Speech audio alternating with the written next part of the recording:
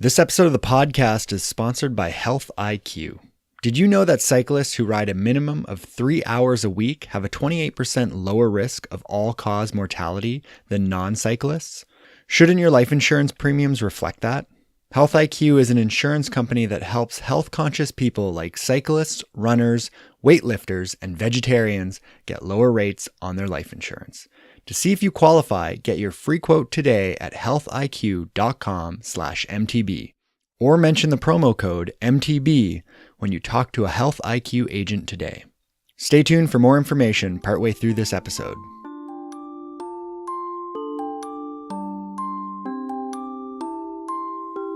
You're listening to Frontlines, a podcast for the people that truly make mountain biking happen. Not the riders, racers, or product designers, but the builders, advocates, and the often forgotten board members of your local mountain bike trail association.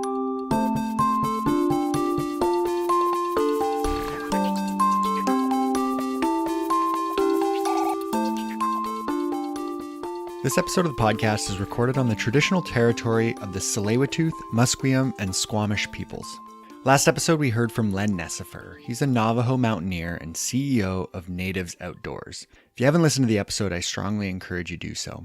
Len touches on the value and importance of traditional Indigenous names. As well, he explains just how cultural appropriation affects First Nations communities. As a follow-up to that episode, we'll be diving into just how mountain bikers and outdoor recreationists in general can work with Indigenous communities. I'm your host, Brent Hillier, and this is episode 43 of Frontlines.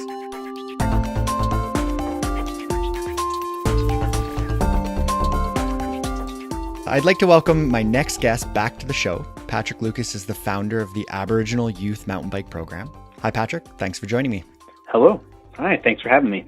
So I'm going to quote you back to you here, and this is from a recent video that was created by the Mountain Culture magazine, and it's in reference to trails. I'll include a link to it in the show notes. And the quote is, "It's about helping First Nations communities revitalize the trails that they would have used in the past to get out on their lands and to assert their rights and title." And, you know, I've asked you this before, but how important are trails to Indigenous communities? And that's a great question. I think one of the things I always want to say right from the get-go is that I'm coming at this issue and attempting to answer this question as a non-Indigenous person. So I don't speak on behalf of any Indigenous communities or people, but over the last 5 years, I have spent a lot of time discussing these issues and working on trail projects with several dozen different First Nation communities. So I've learned a lot from that. So my thoughts reflect those conversations and that guidance that has come from the First Nation communities that I've had the privilege of working with. And from my understanding and what I've learned is that trails are incredibly important to First Nation communities on a number of different levels. In terms of their relationship with the land, they've always been a really important part of their economic and social foundation. First Nation communities have been building trails and maintaining trails for thousands of years. It's how they moved across the land. It's how they traded back and forth and interacted with other First Nation communities. And it's how they asserted their rights and title to their land. It's how they maintained a presence on their lands and territories. In a contemporary sense, they're very important because when First Nation communities often, try to assert, say, specific claims, which is when they go to the government, let's say, and they say this area of land is ours and we've been using this for thousands of years, or they use that to support, say, a treaty negotiation process, they often use the presence and their use of trails to assert that claim. So that can be a very important part of what they do. And of course, it's a very important part of their social life as well. Many First Nation communities, the reserves that they've been assigned to and put onto over the years, those communities were essentially built like prisons in a lot of ways. They were to keep people in and off the land, to sever their ties to the land. So many First Nation communities now are revitalizing those trails, revitalizing those ancient trading routes to recapture that connection to their lands and territories. So on a political level and a social level, there's a whole bunch of different reasons that those trails are really important to them. And of course, on a health level, many First Nation communities live in rural and remote areas where there's not a lot of opportunities for recreation. So for many of them, building trails is about giving their communities, their youth, their elders, their families, opportunities for recreation and healthy living. And on top of that, once you start getting into things like tourism, economic development, those can become really important for those communities as well. So there's a broad range of reasons that trails are so critically important for First Nation communities. For those who may not be familiar or perhaps haven't listened to episode 4 of the podcast when you were first on, what is the Aboriginal Youth Mountain Bike Program? The Aboriginal Youth Mountain Bike Program is a group of mountain bike enthusiasts, so riders, trail builders, community leaders, non-Indigenous people like myself who want to partner with First Nation communities and provide opportunities to get kids and adults alike outdoors, engaging in outdoor recreation and active living, and enhancing their health and well-being. So we provide a number of different services as a nonprofit organization. We help First Nation communities design, build, plan, construct, and maintain nature trails that are suitable for hiking and walking and, of course, mountain biking. And then we also provide things like riding clinics and bike maintenance clinics for youth and community members and help them kind of set up ongoing programming that will get people out and moving. So recently you've put together the best practices and guidelines for engaging and working with Indigenous people on trails and outdoor recreation projects. And it's aimed at British Columbia, but I think it's really transferable for all of North America. And so what I'd like to do is kind of pick our way through that guide and just ask you some questions about certain kind of key points. And one of the very first things that you write about in this guide is making decisions in a good way. And what do you mean by that? Well, that's a very specific thing that you'll hear a lot when you're working in different communities. It was something that when I first started working with First Nation communities about 10 years ago as a community planner, people would often talk about that. And they'd say, if we're going to do this plan or we're going to do this project, we have to do it in a good way. And I came to understand that meant that making sure there was a strong focus on the process, the way that people came together to make decisions with a priority on inclusion, equality, honesty, and focusing on community priorities around protecting and enhancing the natural world and the land and ensuring the cultural survival of their people. And for them, no decision, nothing good could come from a decision that wasn't done in a good way. So if decisions are forced on a community or are done in a way that doesn't follow these types of priorities, and for them, it invariably will lead to negative outcomes. So the focus is always on making sure that the process is done in a way that can lead to good outcomes. So it's doing things in a good way. And I think it's very important for if you're a trail club or you're a non-Indigenous group, particularly if you want to go out and you want to build a trail, I think in the past with a lot of what we've done, back in the day when people were just basically taking their bikes up the mountains and just kind of riding down whatever they could, there wasn't a lot of thought to the long-term outcomes of that process. But if we want to have trails that are sustainable, that will bring people together and not cause conflict and negative outcomes, then we really have to think about that process. And I think that's something that the mountain bike community has really matured in the last 10 to 15 years, is because we know that we have to follow those types of protocols, whether it's with non-Indigenous land managers and municipalities, or now increasingly understanding that we have to work with First Nations and we have to really prioritize the process. There's no point in having a trail if it came from a negative and harmful process. What good rides could come out of that kind of outcome? So if we do things the right way, the outcomes are going to be a lot better no matter what. So we really have to go at it from that sort of perspective. And I think one thing to understand about this guidebook, so these guidelines, I've been working with Indigenous and non-Indigenous trail clubs and groups for quite a while. And there are a number of people out there, particularly Indigenous people, who do things like training workshops and have try and teach non-Indigenous people how to work with First Nation communities and how to do it in the right way. this guideline is really about making it as relevant as possible for the trails community. And so I was approached by the Outdoor Recreation Council as basically someone who could kind of bring together all the lessons that have been learned and make it as relevant as possible for the trails community. But this guidebook, we did share it with as many of our Indigenous friends and mentors and people who have guided us over the years. So there's been a lot of people who put their input and wisdom into this document, and we're pretty proud of what it represents.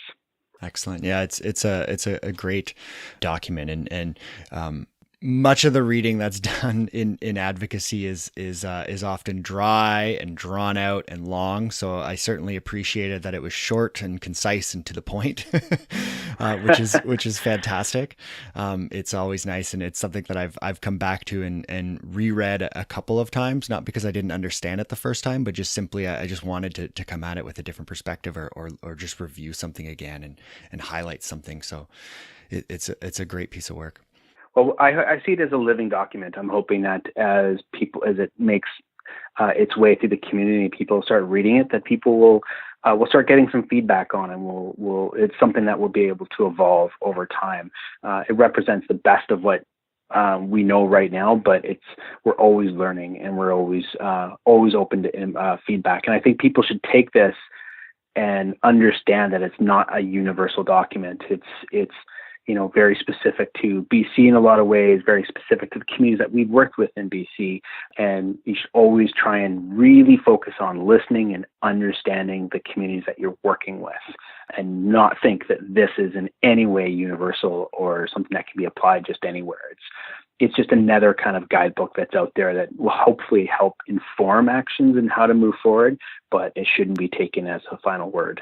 Well, and that relates to my next question, which is, as non-natives, we tend to see Indigenous people as one nation, or we want to see them as one nation, but that's not true at all. Each community can have its own language, its own traditions.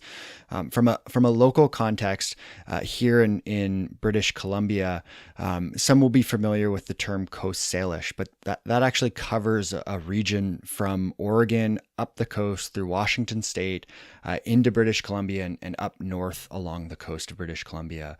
And within that, there's over 70 tribes and nations. And so when we're referring to a region's Indigenous people, can we use those umbrella terms like Coast Salish instead of a more specific tribe or nation's name?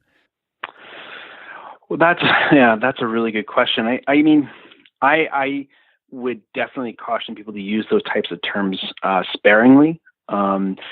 These broad terms have always been really developed and applied by outsiders to kind of make our lives easier. It's easier to say, oh, this is all Coast Salish people, and we don't have to worry about trying to learn the nuances and the differences and that come in between. And these areas are incredibly diverse. Even still, you can be working with one community, and the community right next door can be very, very different on many levels, and you can't make any assumptions about it. And some of the people I do work with in the First Nation communities in these areas, they'll refer to themselves as Salish very sparingly, but they will. So it can be used, but I think you have to understand that, in using that, there's a very specific outcome of it that I think kind of hides the diversity and the richness of the people that you're talking about. I almost never use the word Salish just because I think I know a lot more about the communities now. So it wouldn't make sense for me in my own mind to refer to, talking about the Astolo community that I know and lumping them in together with the Enlakatum, which is in the Fraser Canyon, and just knowing that they're so different. It just wouldn't make sense to me in my own mind. And I think that's what we need to be striving for, is to have that level of understanding where these really broad terms just don't really make sense anymore. And so on that kind of theme of learning, you mentioned that it's important to recognize it's not the responsibility of an Indigenous person to educate non-First Nations people, and that we need to do our own research ahead of time. And so what resources are out there that are available to us? Yeah, so there's a huge number of resources that people can use, and we try to list out some of them in the document. But basically, whenever folks come to me and we talk about working with First Nation communities, I always try to point out things. Usually the local First Nations have quite a bit of information that is already out there on the internet. So you can look at their individual websites. There's usually websites that are tied to tribal councils, which usually include a group of First Nation communities all together. And they'll often have like a lot of rich information on those sites. I often find myself looking at a lot of those sites just because they're so fascinating. There'll be all kinds of history and information about the people and their territories and the things that are important to them. So just looking through websites of local bands can be really, really important. There's a number of different interactive maps and websites that are on the internet that we've listed in our document that you can go and learn about whose territories you currently live on. So there's one called Native Land, which is this amazing website platform that someone's put together that shows all the traditional territories and contemporary territories of First Nations in North America and Australia. So you're able to go on there and look at where you live and be able to understand, like, these are the First Nation communities on whose territories I currently live. And it links to their websites and it links to other portals that you can go to learn about them. So there's a number of different options around that. There's so many books that have been published, especially in the last 10 years.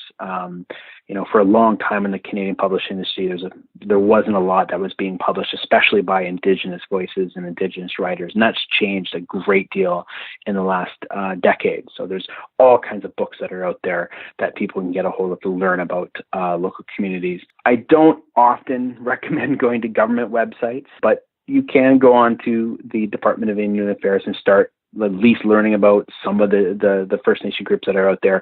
But hopefully that will lead you to sites that come from them, information that comes from them. Google is your friend. You can learn a great deal online and linking to their websites and online sources. Yeah, we'll definitely include some of those links in the show notes. We're just going to take a quick break. We'll be right back with Patrick Lucas. Once again, this episode of the podcast is sponsored by Health IQ. Health IQ saves its customers up to 33% because physically active people have a 56% lower risk of heart disease, 20% lower risk of cancer, and a 58% lower risk of diabetes compared to people who are inactive. If approved, Health IQ will use information like race and event registrations and your ride log information from websites like Strava, Trailforks, or Map My Ride to secure you with a better rate on life insurance. Just like a clean driving record will get you lower car insurance, Health IQ helps those living an active, healthy lifestyle pay less for life insurance. And Health IQ doesn't just generate leads and forward you to an insurer. They walk you through the entire journey, from answering any initial questions to starting an application, going through underwriting, all the way to when your policy is signed and official. Learn more and get a free quote at Health IQ MTB, or mention the promo code MTB when you talk to a Health IQ agent today. And we're back with Patrick Lucas, founder of the Aboriginal Youth Mountain Bike Program. What are some of the biggest differences between approaching a non-Indigenous land manager, like a municipality or a park service, compared to when you approach an Indigenous community? Wow, let me think on this for a second. That's a tough question for me to answer, just because pretty much most of my work is done working with First Nation communities. But I think some of the key things is when you look at the history is quite a bit different, right? So for First Nation communities, they're dealing with the colonial structures that still exist around them and are very still much impacting their lives.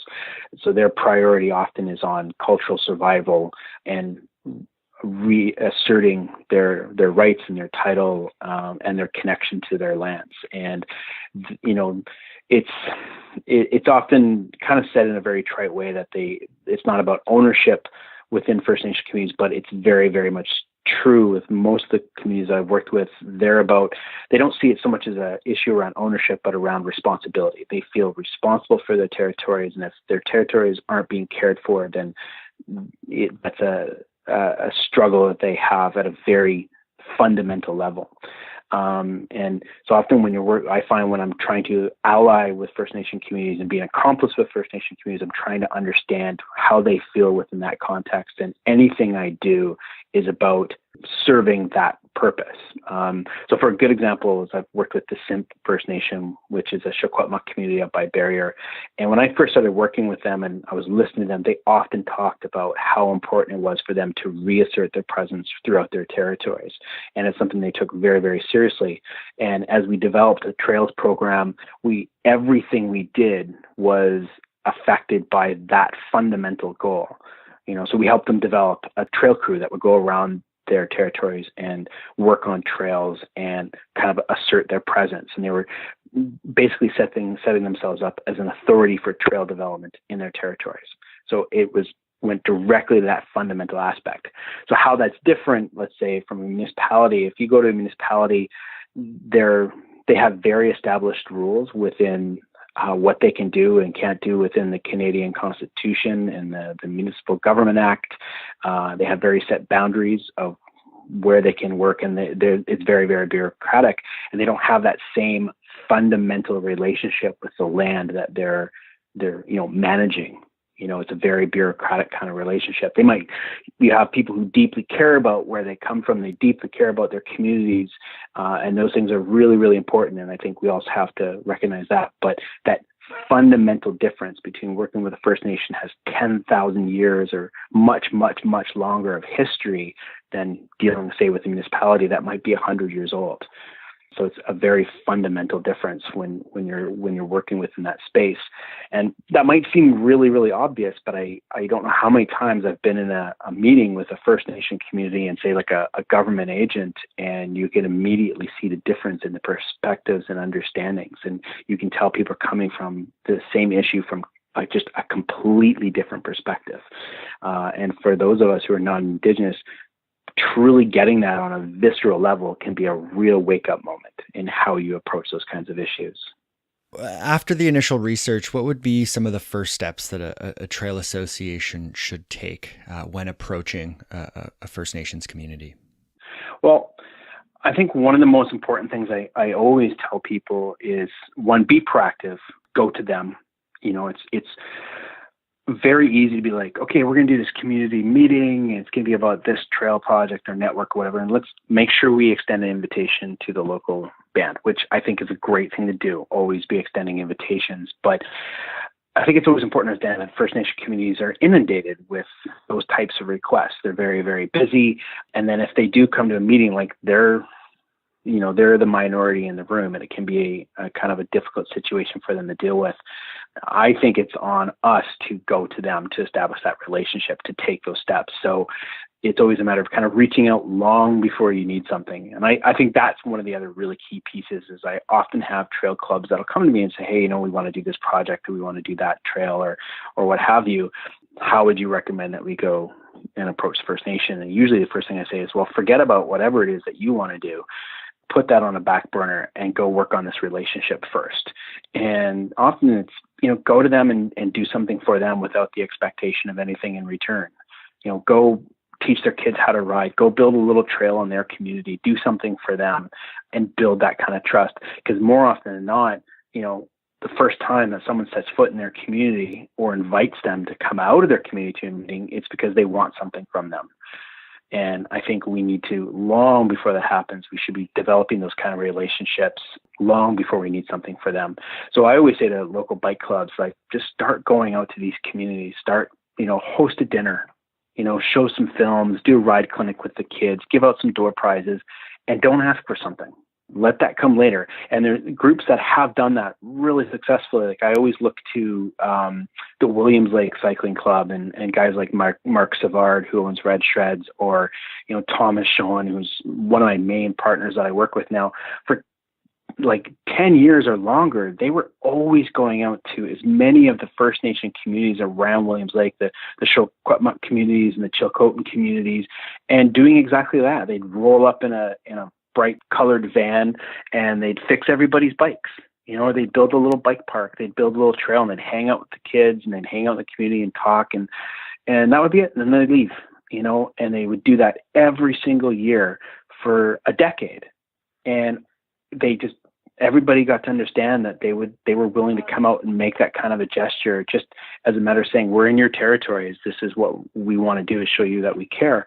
And that has formed the basis of a very solid relationship in that area. And I'm always pointing to people saying that's the kind of thing that you need to be doing. And, we saw that when we held the symposium, the mountain bike tourism symposium in Williams Lake a couple of years ago. And we were lucky enough to have Joe Alphonse, who's a Grand Chief for the Chilcotin national government, come out. And he was talking to the symposium. And right in the middle of his speech, he stopped talking and he called out Mark Savard. And he talked about how Mark would come to his community and teach his son to ride and do that kind of stuff with the community. He would say, this is what an ally looks like. This is the kind of thing people should be aspiring to. And I think for a lot of clubs, it's tough because they'll be like, okay, we have so much capacity. We're volunteers. How are we going to add this onto our plate? Well, 10 years ago, people just wanted to go out and build trail, and they realized nothing was going to happen unless they started working with land managers and they just made it a priority. And I think that's exactly what we all need to be doing with the First Nation communities in the territories on whose territories we ride, is making that kind of overture, reaching out and doing something for those communities without that expectation of return. And that's step number one. Yeah, you use the term listen twice, speak once, and I really like that. Yeah, I think that's actually really tough. I know it was for me. I think especially in our own culture, as like non-Indigenous person, as a white Canadian, I think we grow up being told, speak up for yourself, have an opinion, express yourself, and I think those are good lessons in a lot of ways. But sometimes we really need to just stop talking and listen. And notice that listen twice should be a long twice, not a short twice. And then there will come a time when they expect you to speak, and that's when you have your chance to express yourself. But yeah, like spend a lot of time just listening and making it clear that that's what you're there to do. And then when they're ready, they'll start sharing with you, and the things that you'll learn are amazing. I mean, I just can't tell you how many times I've been in with different First Nations people to Indigenous people and out on the land, walking around and listening to them tell stories about their people and about how they lived on the land, and just sometimes little pieces of information about, when this flower fully blooms, that's when we know the salmon is coming. Little things like that were just so rich, and you learn so much more about the land and about what it means to live here. There's just so much value in that. But you really have to spend a lot of time listening. And I know for myself, it's still really hard. As advocacy groups, many of us are motivated by never accepting no as an answer. Mountain bike advocacy was really founded on the need to gain access. But when we're dealing with First Nations communities, how should we deal with a no? Listen and respect it. And I think that's going to be really tough for different communities. Because you're right. We had the early pioneers of our movement as the mountain bike community had to force themselves out there on the land, and it led to like a pretty big fight, and they really had to stake their place and show that they had a space should be made for them out on the land. But ultimately, I think the reason we have a brilliant network of trails and the thriving industry that we have, particularly here in BC, is because ultimately we did listen to a no. We didn't fully accept it, but the community had to take a step back and listen to what land managers and the landowners and the government agencies were saying, and then find a way to show that we could be out on the land and build sustainable trails and mitigate the environmental and social impacts to other users to the greatest extent possible. And that result has created a body of knowledge and experience around building trails and riding experiences that is envied all over the world. So ultimately, accepting that we couldn't just go and do whatever we wanted, where we wanted, made us not only into better riders and better trail builders, but into fuller, complete community of humans. And so ultimately, I think we need to not be afraid of a no. That by respecting a First Nation community says, no, we really don't want you here. If we build that trust, ultimately it's going to lead us to a even better place. And I have a specific example. I'm not going to name any names because I don't want to put anybody on the spot, but there was a community that I was working with up north, and they had held this community meeting and said, yeah, we want to build this great trail system on this mountain, and it's going to be wonderful. And they put out an invitation, the band showed up, some representatives from the local First Nation showed up and said, absolutely not. We're not cool with this. This is a sacred area to us. We don't want to do this. No, firm no. And they met with the community a few times, and the community just kept saying, no, we don't want to do this. And so they contacted me. And at first they were like, can you help us smooth out this relationship? And I said, well, not for that spot. Like they said, no, we're going to accept that. But what we did end up doing is we reached out to other First Nation communities in the area, and we made it clear that we were willing to listen. And we went out, we did the riding clinics, we did everything that I kind of just spoke of, where we went to the community, and we didn't demand access or, really push that issue. And we just took things really slow, and gradually the community started talking, and we ended up identifying an entirely new area where some new trail opportunities that could be developed that weren't in a culturally sensitive or sacred area, that they would have, the First Nation communities would have better access to, so they could use the trails that were going to be developed there. And now that project is actually moving forward. And I think the ultimate outcome of that is that we're going to have a better trail network that serves more people, has better tourism opportunities, and we're going to end up with a trail system and a riding experience that is built on trust and respect. And I think the outcome of that is going to be a lot better than if someone had said, well, screw it, we're just going to force through these trails, And unfortunately, there are trails on that area where the First Nation didn't want it, but they're not being promoted. They're not being kind of built up more. And we're hoping that one day that people will just stop riding there, because we're going to have a much better place for them to go. So ultimately, I think what it comes down to for the mountain bike community and Canadians in general is if we really start listening to First Nation communities, accepting when they say they don't want something and respecting that, I think it can ultimately lead to even better opportunities. Will this document be available online at some point? Yeah. It's right now where it sits is it's sitting with the Outdoor Recreation Council. They want to kind of get it kind of designed up as a brochure, so it looks really nice. And then it'll be available on their site, and I think it'll be available hopefully through some government sites. I'll make it available on the Aboriginal Mountain Bike Program site. We'll put it out in as many different venues as we can. So through Mountain Bike BC, I hope they'll participate in that, and various other websites. I'm going to encourage every single mountain bike and trail club in the province to put these out there, and hopefully we'll get lots of feedback and it'll lead to a great discussion. Well, Patrick, thanks so much for taking the time to chat with me. I really appreciate it. Yeah, absolutely. Thank you so much for having me back on and for continuing this incredibly important dialogue.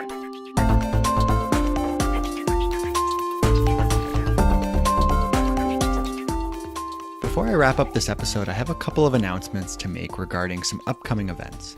On June 24th, I'll be in Canmore, Alberta for the Plaid Goat Mountain Bike Festival. The event runs from the 22nd to the 24th at the Canmore Nordic Centre. There's a link in the show notes. On the Sunday, I'll be hosting a workshop with various trail associations from around the province of Alberta. And if you'd like to join, then send me an email and I can share the details with you. The second event I'm excited to be a part of is the Mountain Bike State Summit, an event being hosted by the Michigan Mountain Bike Association, the Vermont Mountain Bike Association, and the Jersey Off-Road Bicycle Association this November in Michigan. Mountain bike chapters, clubs, and organizations of all types and affiliations are encouraged to participate. The summit aims to be productive, collaborative, and tangible beyond the event itself. Designed to bring organizational leaders together, everyone has an opportunity to have their best innovations featured. A poster session format will allow a bunch of content to be shared and for everyone to focus their attention on the topics that interest them the most, while speaking with other leaders with firsthand experience. There's also an opportunity to earn a trail grant. All proceeds will go towards 2 grants for participating organizations. Formal presentation topics include diversifying the sport, navigating organizational growth, working with chambers, CVBs, and tourism groups, incorporating for-profit perspectives into stewardship, events, the good and the bad, fundraising strategies, and e-bikes, a manufacturer's perspective. The summit will take place in Grand Rapids, Michigan on November 6th to the 7th. There are a few extras planned, including some fun with local sponsors, a beer trolley, and a local chapter guided ride for anyone who's going to be around on the 8th. Chapters, clubs, and organizations of all types and affiliations are encouraged to participate. To register or learn more about the event, the poster sessions, event schedule, and how the MTB State Summit can help support your organization with the Trail Grant, go to vmba.org and look for the 18 MTB State Summit link under the Get Involved main menu link. And I'll be sure to include a link to that in the show notes, as well as contact info for Melissa, Tom, and Ken if you have any questions. We'll have more details about that event and another one taking place in British Columbia in episode 46 of the podcast, which will be July 20th. And with all of these events, there's a new feature on the website. You can go to frontlinesmtb.com/events, and there's a Google Calendar there with all of these events on it. So if you're hosting an advocacy-focused summit or conversation or meetup, and you want to include it on that Google Calendar, just send me the details and I'll add it there. Next episode will be my panel discussion with Jeremy McGee, Ethan Kruger, Tara Yanis, and Andrew Ladawi. We'll be discussing adaptive mountain bikes and the challenges of creating a rating system. Like always, you can find the show on Facebook, Instagram, and Twitter at FrontlinesMTB, and you can send me an email or audio file at info@frontlinesmtb.com. You can stream the show on iTunes, Google Play, Stitcher, SoundCloud, and YouTube. And if you haven't done so already, leave a review on wherever you get the show. It helps others find the podcast. Don't forget to support the show via PayPal. You can find a link in the show notes, along with a link to the Frontlines MTB Book Club. And remember, a portion of any purchases made on Amazon after following those links from the website will get sent back to the podcast as part of the Amazon affiliate program. In the show notes, you'll also find links to the Aboriginal Youth Mountain Bike Program, the article and video mentioned at the start of my interview with Patrick, as well as a link to the interactive map at nativeland.ca. It's a complete map database of traditional territories in North America and Australia, and it's a very helpful link to understand just whose traditional territory you're living, working, or riding on. As soon as Patrick's best practices and guidelines are available to the public, I'll be sharing a link on the Facebook page and retroactively adding a link to this episode. Music, as always, is by Lee Rosevear. Production notes by Jennifer Pride. Artwork is created by Brandon Gallagher-Watson and BGW Creative. And finally, I'm Brent Hillier. This is Frontlines. Thanks for listening, and happy trails.